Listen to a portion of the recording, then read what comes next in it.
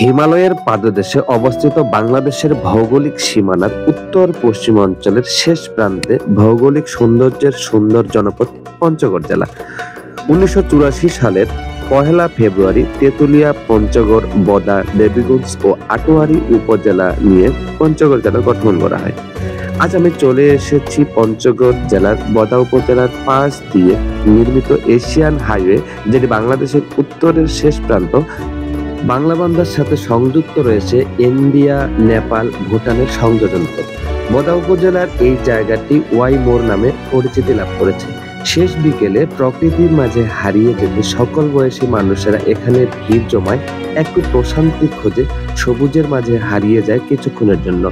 Asian highway ব্যতীত ভিতরগড়, মহারাজার দিঘি, বদেশ্বরী বিদ্যাপীঠ মন্দির, সমতল ভূমিতে সম্প্রতি প্রতিষ্ঠিত চা বাগান, মির্জাপুর শাহী মসজিদ, মির্জাপুর ইমামবাড়া, ১২ আউলিয়ার মাজার, গোলকধাম মন্দির, সেপরাঝাড় মসজিদ, তেঁতুলিয়া ডাকবাংলো, Tetulia picnic corner, Banglabandha zero point ও বাংলাবান্ধা স্থলবন্দর, রক্স মিউজিয়াম, মহারানীর বাগ, মিরগড়, বিভিন্ন ধরনের দর্শনীয় স্থান রয়েছে আমাদের এই পঞ্চগড়ে। সকলেই আমন্ত্রিত আমাদের এই পর্যটক কেন্দ্রগুলোতে ঘুরে আসার জন্য। ধন্যবাদ সবাইকে। ভিডিওটি শেয়ার করে অন্যকে দেখার সুযোগ করে দেবেন। আসসালামু আলাইকুম।